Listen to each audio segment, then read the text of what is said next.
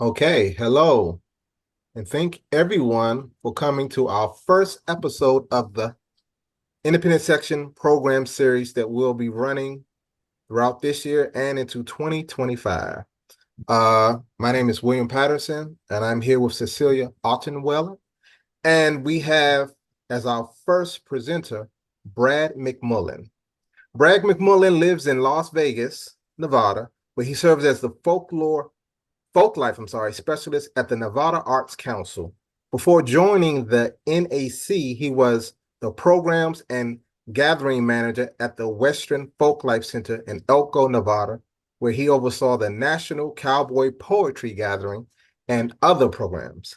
He has three master's degrees, one in public folklore and one in arts administration, both from the University of Oregon and one in Welsh from Cardiff University. The Independent Folklore section offers this program as part of an ongoing series providing additional practical resources to folklorists and other cultural professionals looking to diversify their skill sets and develop their practice. Thank you for coming, Brad, and we appreciate you taking time out your busy schedule to be our first presenter. Yeah, well, thank you for having me. It's my honor to kick you all off, and hopefully the next chunk of time we're going to spend together will be useful. Uh, as the title says, I'm going to be talking a little bit about RFPs, which means request for proposal. From my perspective as a state art agency folklorist, serving in that role, because so often what I'm doing from my seat at the state art agency, there's a lot of bureaucracy and paperwork and everything. And as much as I would love to get out in the field more often, Nevada is a big state, and I'm down here at the southern end in Las Vegas. There's a whole lot more of the state that is difficult to get to, especially for extended periods of time. So frequently, me and other state folklorists who are in similar positions are going to need you all, the independent folklorists, to come help us do our jobs and get out there and do things like survey work and other projects. And that's what RFPs are for. So, just to get us started, what is an RFP? It means request for proposal. It is official agency speak for we as an art agency, as a governmental entity, have something we need done. So we're going to put out an RFP requesting proposals from independent contractors, from other businesses to fill these gaps that we are not able to do in our regular performances of duty. So, like I mentioned, it's things for folklorists, for the people in my position. A lot of times it's going to be for field work, for survey field work out in the parts of the state we are not in. It's also going to be used for things like media production. Perhaps, I am not a video editor, but there's plenty of independent folklorists who are. So, I've got a bunch of video material. I need to make some video products. I will put out an RFP for someone with the video production skills I need to make whatever it is I want. And just important to start off and note, I'm talking about my experience here at, the Nevada Arts Council. Every state, their situation looks a little different. Some states, their folklore program is at a university. That's going to have a different process. Sometimes they're independent nonprofits. They've got a whole different set of processes. And then even state to state, Nevada's got its own specific rules about how things work. That's going to look different in Oregon, in Utah, in Nebraska, in Michigan. So what I'm saying is what I know from my perspective here in Nevada. And there's definitely going to be parallels across other states. But that said, if I say something, don't go holding Stephen Hatcher accountable for what I say, because his situation in Idaho is going to be different than what I have down here in Nevada. That said, what does the process of the RFP look like? Because this is one of those things where it seems like there can be, confusion or things don't feel like they're moving, but ultimately they are because state bureaucratic processes have their own timeline. So say we're at AFS, I mentioned, oh yeah, I'm going to be putting out something for survey work sometime soon. You're like, great, I'm geared up. I want to go to Nevada, do some survey work. The first step, even before I can actually put out that proposal, is I have to go and justify it, not just to, my executive director. I actually have to justify that to the state. There's, a state board. I have to submit a written proposal saying, here is what needs the work that needs to be done. Here is why it needs to be done. Here is why I need someone who is not me to do this work. And then I just have to wait for that to get approved by the state before I can even put out the proposal. And then, while I'm doing that, I'll be working on the proposal. The proposal is going to, lay out things like, here is what the job is. Here is what the expected deliverables are. Here is what the expected timeline is. Here are the qualifications for who is going to apply, who is suited for the job, and that we'll be using to make the determination. Frequently, but not always, it will also include, here is the maximum budget, but that's not always necessarily going to be included. Then once the state approves that, yes, you can go and post this position, it will get posted. Once it's posted, even if I get the slam dunk person who is obviously the right fit for the job, because of state processes, it has to stay open for usually 90 days, getting applications. Sometimes if there's enough applications that will come in, it'll be allowed to close early, but it just has to sit and be open for that time because of state processes. And one other thing to consider is that from state to state, the financial threshold for these things is going to differ. So here in Nevada, if I'm going to spend if I want to spend $2,000 or more on anything, whether it's printing or hiring someone to do something, I need 3 quotes. And if I don't have 3 quotes, I'm just not allowed to move forward and do it, because it is part of the state's bureaucratic processes. I have to demonstrate that there's these 3 quotes. Here is how they compare and differ. So if it's less than $2,000, sometimes I can get away with not necessarily going through this process. But if it's over $2,000, which any bigger job is going to be, I'm going to need 3 quotes from individual people. And then once it's closed, you can start the review process. You can't be reviewing things as it goes along, because you need to be equitable and fair to whoever applies, regardless of when in that process they apply. So, you get it in right after it comes out. Unfortunately, you're still going to have to wait the same way you're going to have to wait if you apply on the last day. And that's from the state wanting it to be an equitable process. So at that point, the applications will be reviewed, and then the decision gets made. After that decision gets made, that doesn't mean congratulations, you're in the clear, you get to start it. That then starts the process with the state again of, there are a bunch of forms I, as the state art agency person, have to fill out, documenting why this choice was made. So there's forms, here is everyone who applied. Here is, details about those. Here is what the review process was. Here is why this person was selected. And then there's a bunch of demographic information that, has this person worked with the state before? Has this person, and if so, did they do a good job? Like all this stuff that just has to be documented, that takes an unfortunate amount of time. At that point, the contract is awarded.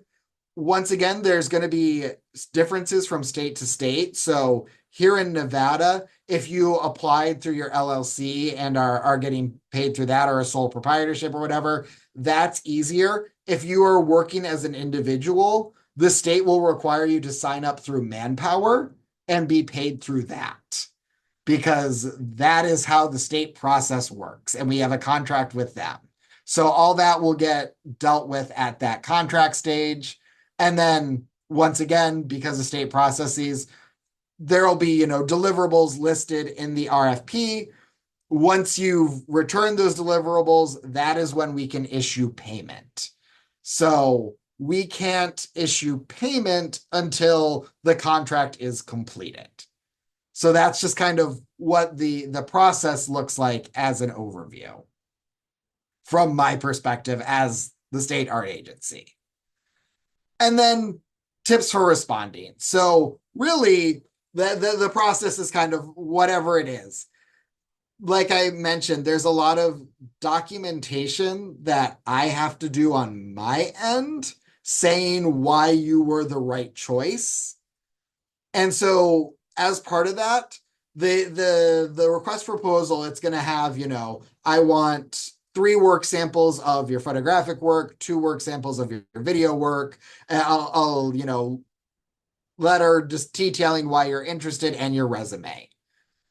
Please just submit what is asked for, because when people don't stick to what is asked for, even if they're a slam dunk, because they didn't fit what the bureaucracy says you need, it makes it harder for me to make the case to the bureaucracy that you are the person I need. Which feels weird. We all want to, really stand out and go above and beyond, but often it's you need to stick to what is asked for, because that makes the most solid case within the gears of the machinery that we have to appease. That said, at least here in Nevada, I think in other states it is probably different. We do not need to stick to the lowball offer. We don't have to go with, this is the lowest offer, this is the one we're going with. We have discretion. And if someone's work stands out and their rate is justified, we are allowed to pay that rate.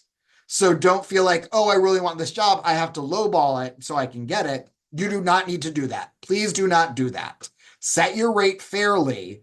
That will adequately cover your costs in the budget you present, because that will, once again, helps make the case. And then also when we go back for future RFPs, makes the case for, no, this person did it at this rate. Costs in general have gone up. I need a higher rate that sets my budget for RFPs in the future. So please do not lowball yourself when sending in your materials. And then the other thing is, don't feel bad. Feel free to reach out. Feel free to, if you got a question, ask for more information. Also, if there's a state you want to work in, feel free to preemptively reach out. If, you want to come do some field work in Nevada, if you're interested in doing that, feel free to reach out to me and let me know, like, hey, I would be interested in doing this kind of work, because that way I know if I've got, a smaller task or a smaller project, you're interested, and I can just reach out and help speed the process up if it is one of those smaller jobs where we don't have to go through this whole process. That's, an easier way to speed it all up. So with this kind of giving an overview, I want to take a minute, and the window I had open decided to crash. There it is. Give an example of what an RFP might look like, just to look at the different parts. So this is not from Folklife. This is one of my coworkers had an RFP go out for a strategic assessment task force. So the different sections, there's the purpose. It's going to lay out, here is what the purpose of this project is. This is going to be appeasing the state when I have to justify why this exists. But it also gives you an idea of the kind of keywords to be using when you're, writing your letter of interest, why you're interested in this proposal, why your fit is a good thing. Hey, Brad, I Can you hate to not see interrupt. it? Yeah, we can't see it. Okay, Maybe we can change the view so it can be in the center of the screen. let's see. Oh, there we go. Can you see the purpose?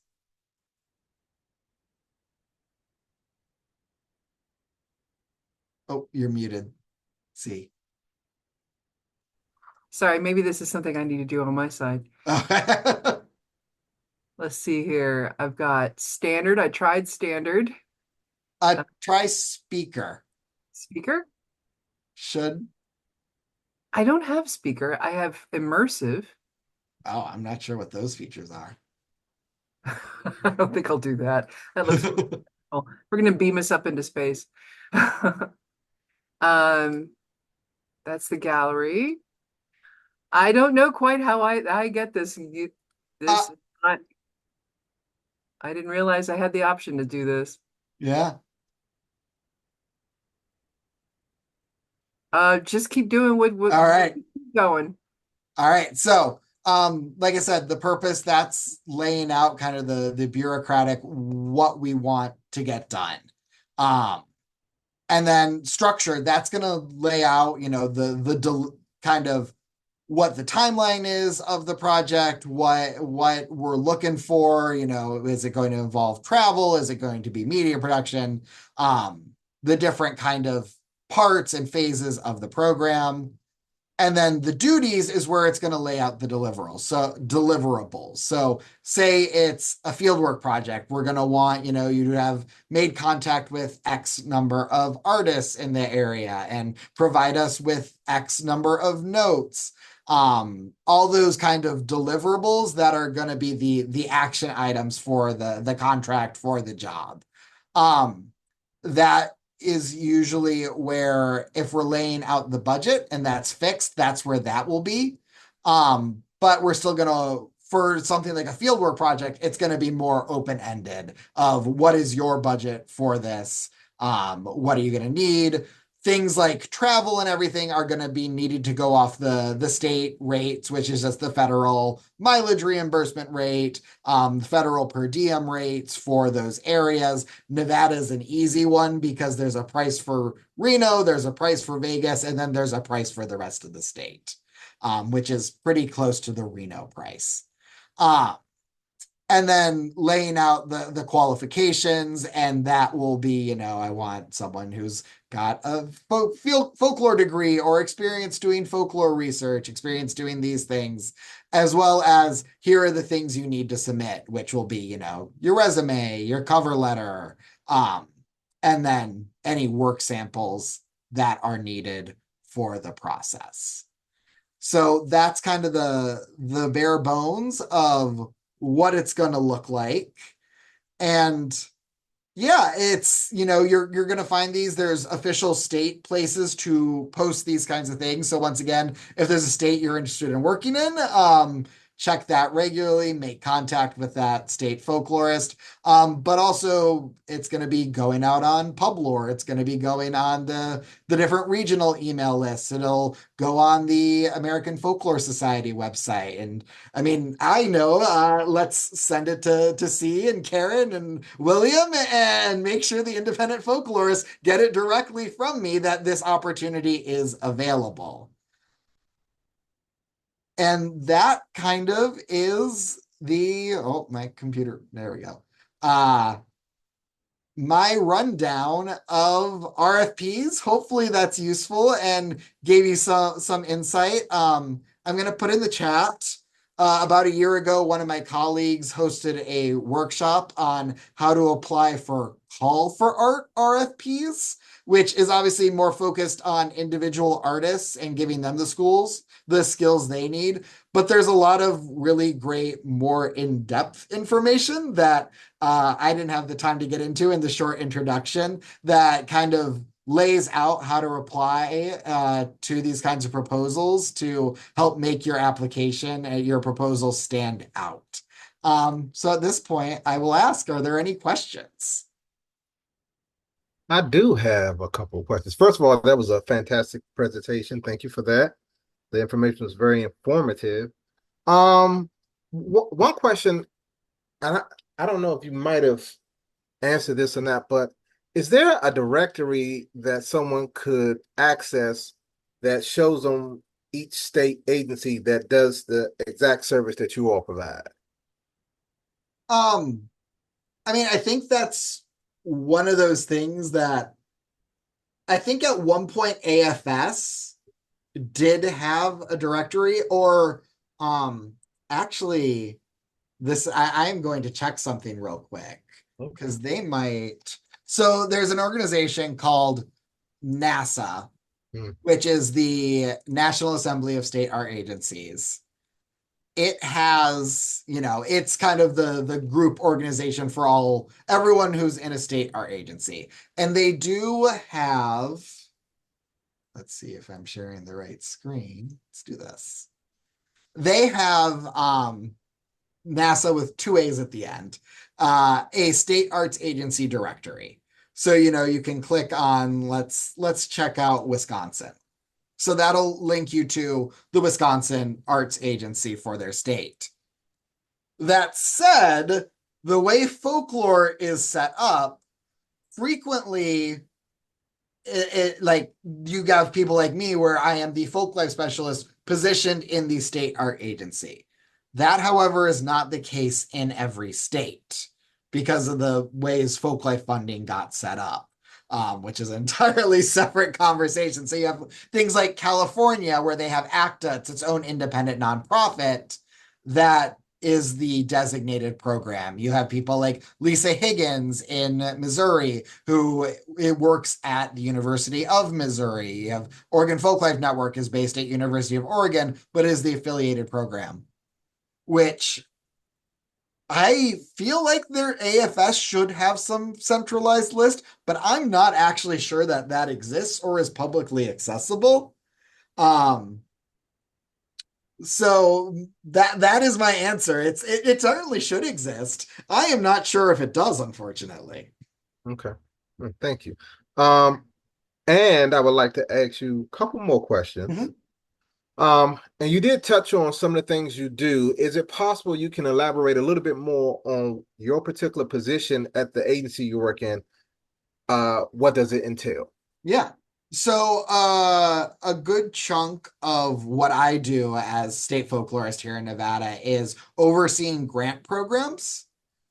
Because as the state art agency, it's, similar to the National Endowment for the Arts, a large chunk of what we do is provide grants to artists here in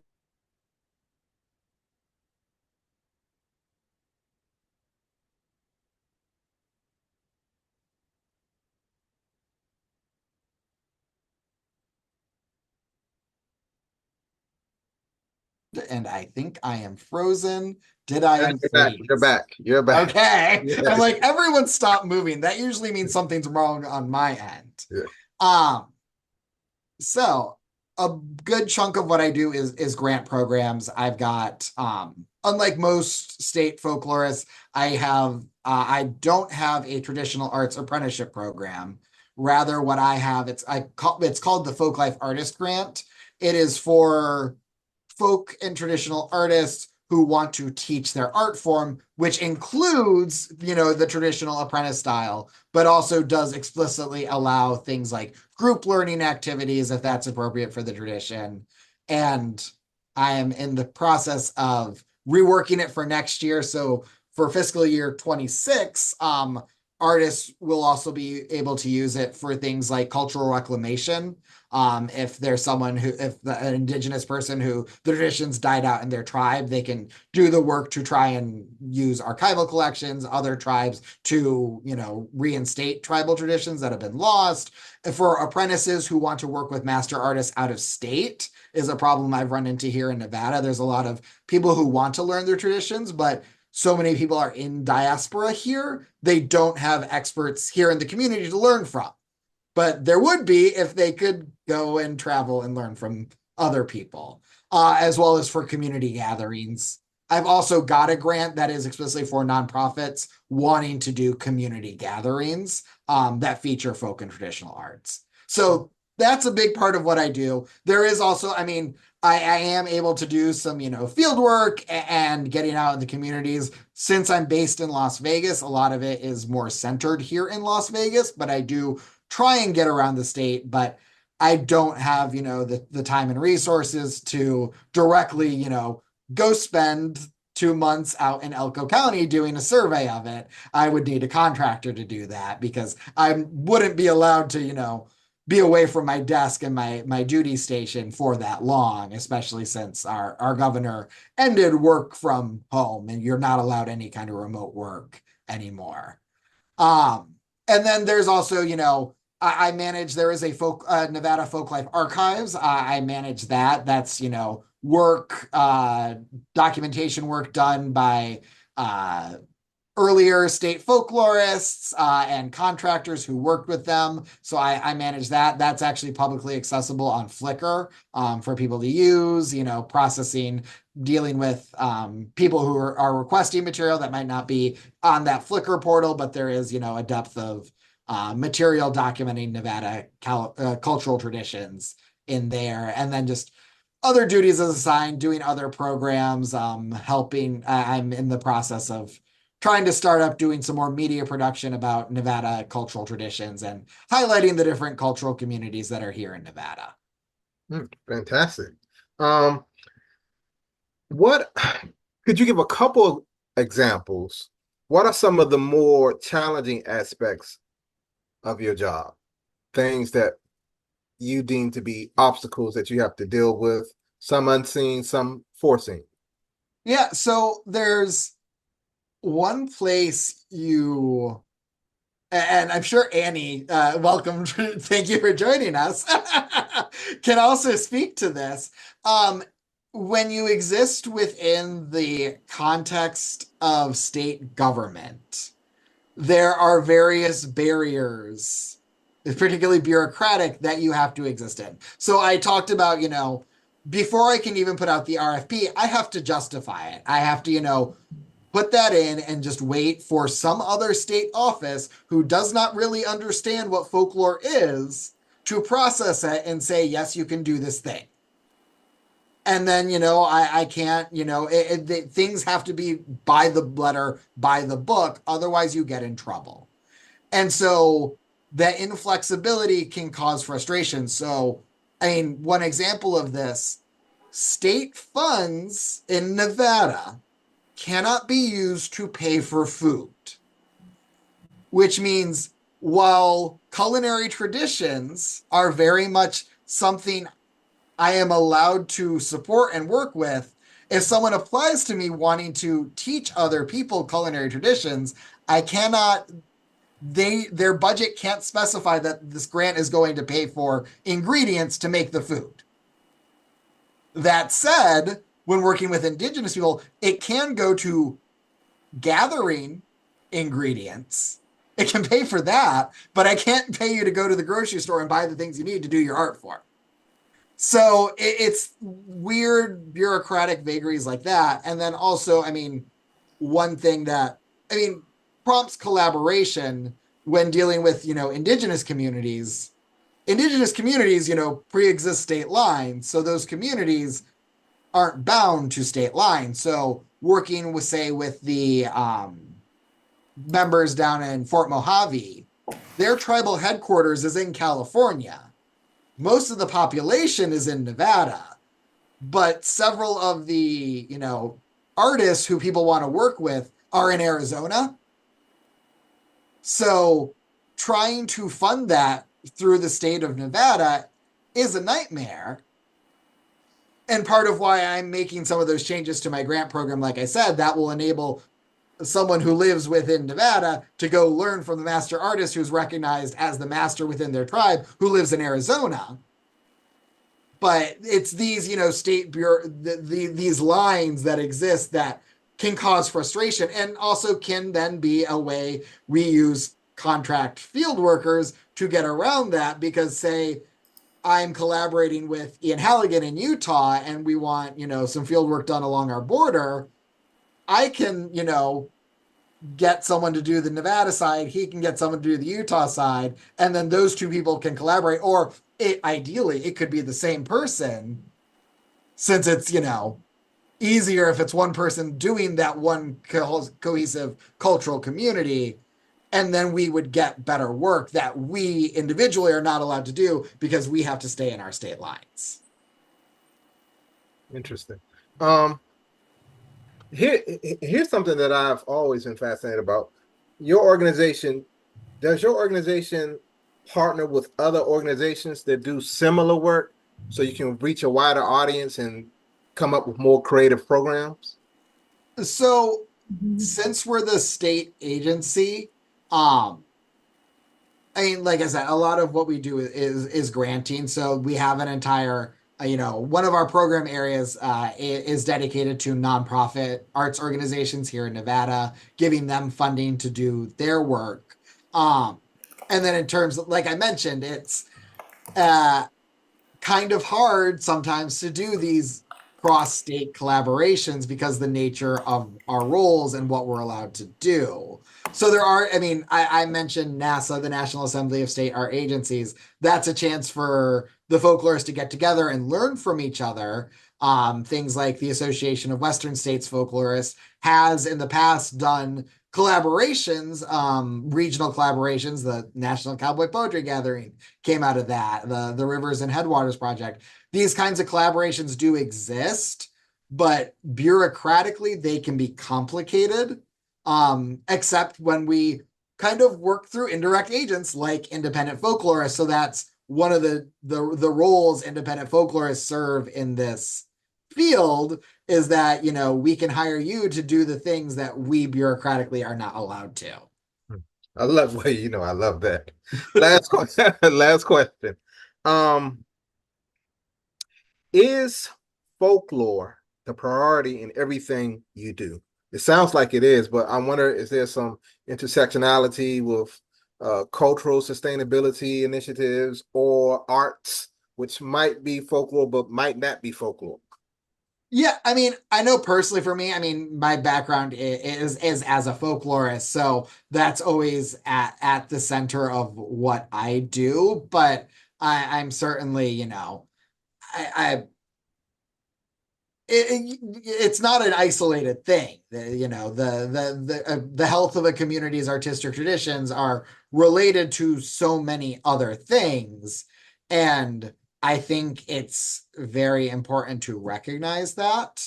And existing within this agency framework, obviously the state of Nevada has its priorities of what it wants to see, that then I also have to work within, but bringing this folklorist lens and, an emphasis on the folk and traditional arts.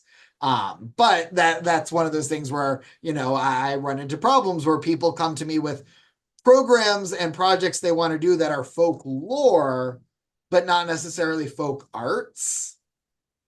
That becomes more complicated since I'm at the arts agency.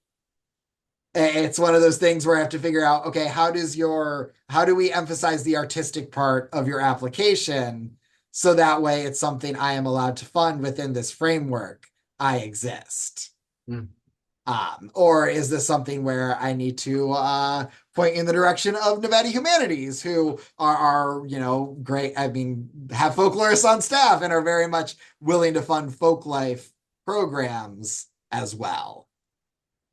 Fantastic. Does anyone else have any questions? Yeah, I had a couple of different questions. First of all, thank you very much. This is really informative and I appreciate it.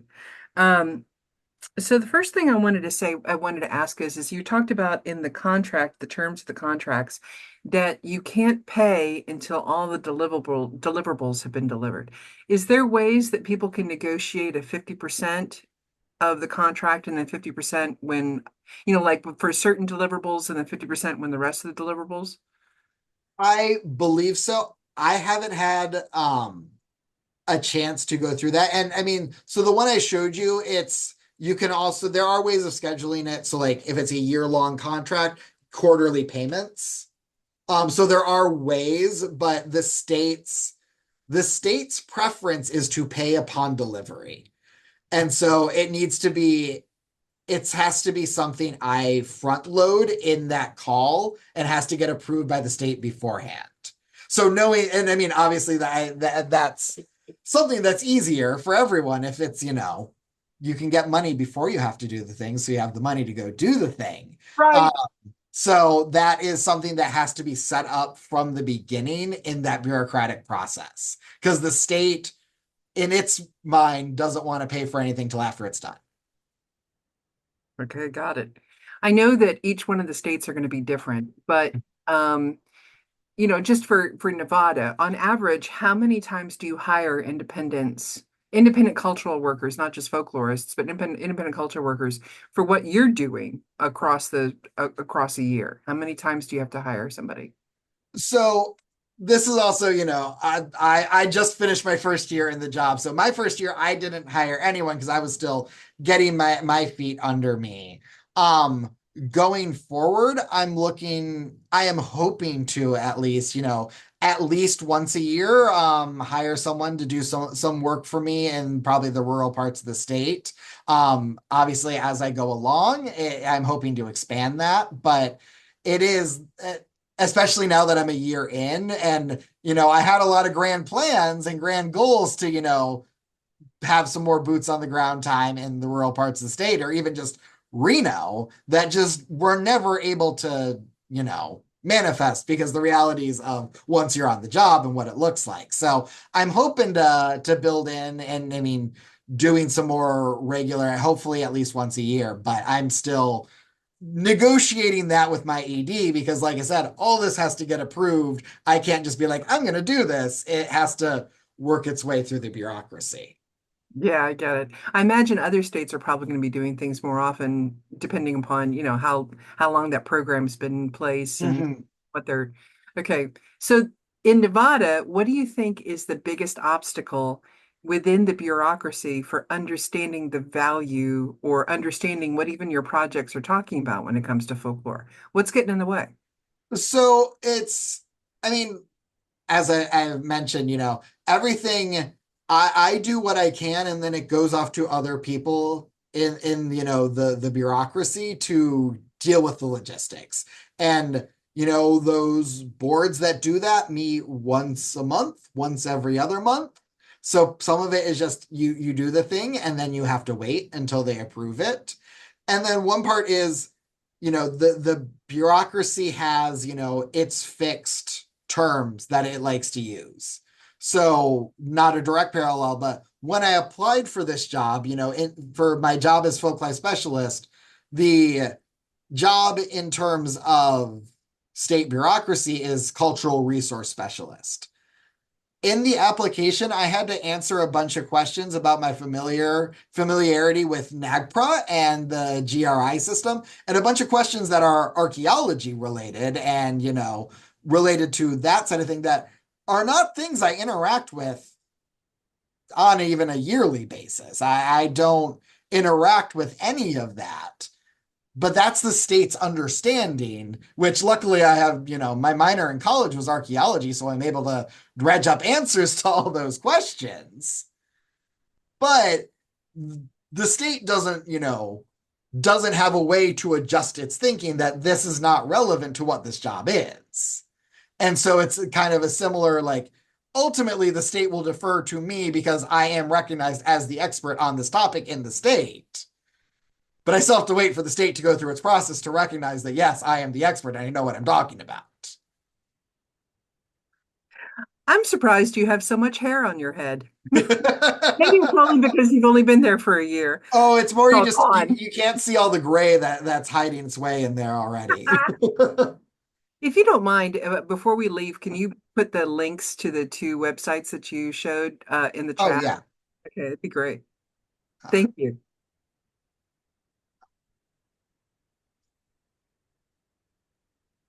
And I mean, Annie, I mean, you've been, and I mean, one important thing to also recognize in all of this is that talking about the different ways state art agencies and state folklorists exist, there are also ones who are independent contractors working for their state art agency, like Annie Hatch. And also Taylor Burby up in Montana is an independent contractor working with the Montana Arts Council. This is also, you've got people who are existing in both worlds and in this, Yeah. frame more than I am. Well, I'm particularly interested, and so I'll have to go back and watch the recording of just setting up RFPs. I'm hired as a consultant to run the traditional arts program and work for about 30% of my time running an apprenticeship program and doing an art and wellness program. And that's really that's maximum. I'm not getting a lot of field work done. And so I'm looking at maybe being able to make the argument that there should be funding designated to field work, because without the field work, there's very little growth to the program. And but what my money comes from a private nonprofit, the advocacy group Arts South Dakota, which has a partnership grant, initiative grant with the State Arts Council. So they have basically, hired the Arts South Dakota to run the folk arts program. But my interactions are principally with the executive director of the State Arts Council, because I'm fulfilling their desires for a folk arts program. So I imagine that as I am able to get a contract for a field worker that would be between $5,000 and $10,000, it would be handled in a similar way rather than going directly to the state. And we just have a very great partnership with our Arts South Dakota, and they have the capacity to do these kinds of special initiatives. Wow. Okay. Okay, so I think all questions have been asked. So before we go, I want to once again thank Brad again for a fantastic workshop presentation, but also inform you all that October 23rd is our second episode in the program series for the Independent Folk Life section, and it is titled The Work of Life. Basically, how to talk about yourself as a folklorist and expand your opportunities. This will be presented by Karen Dietz and William Patterson. And this will be Wednesday, October 23rd, 12 Pacific time, 1 p.m. Mountain Time, 2 p.m. Central Time, and 3 p.m. Eastern Time. Thank you all, and enjoy the rest of your evening. I'll take a moment and drop the flyer into the